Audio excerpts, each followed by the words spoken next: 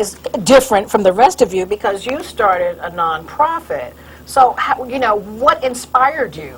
Well, yes, talk to us about what inspired you. You know? I built a museum. That was in memory of my son. My son was murdered. And by now it's been about, I'd say, over 10 years. But, well, it's been over 10 years since he's been murdered. But the museum is probably going to its 4th year. And I hear everything you're saying, but I've been working in the nonprofit world before that. So this took on a new, and everything you're saying, this is like all, I feel like I've been through all those steps. But even though I've been through all those steps, that's exactly it. It's organic. I feel like they change. It takes on new roles, and it's almost one day at a time, because there are always surprises, and there are always interesting things. It's like, you have to always be creative. You can ever feel like that you're out of the box, right? Never secure. Never secure. Never. So you're risk-taking. You're risk-taking, right? First of all, I love challenges. And I hate being bored. So I don't like to be sitting in one place where I'm just in a comfort zone. I always want new things to happen. I like to see new things being created. Like I'm listening to Karen. I'm so excited for her. And she says her business is growing. I'm in this place, and I look at Chris. I mean, she's this magnificent place. It's so beautiful. It is right. Well, look at the energy of the three of you. And so that, and that's important. If you're the kind of person retiring, let's say 4 of you. All right.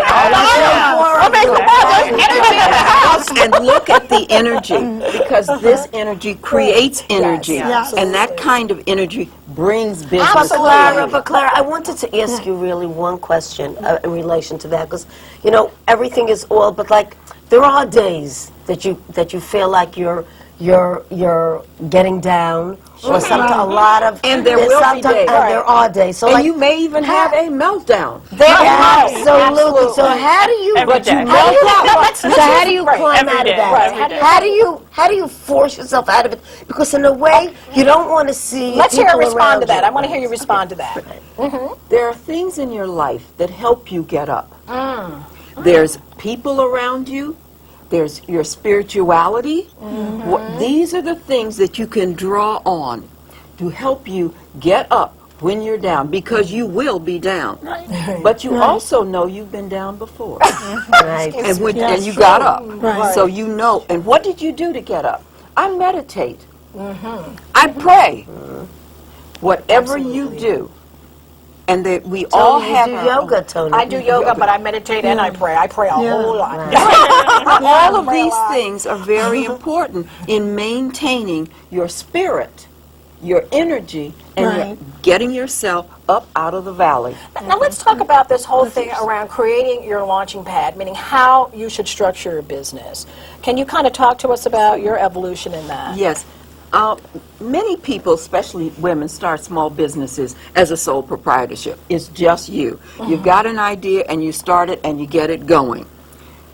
That's fine, but it means there's no protection around you. Everything comes to you and everything flows to you, so it's no separation. There's no protection and there's nothing around you.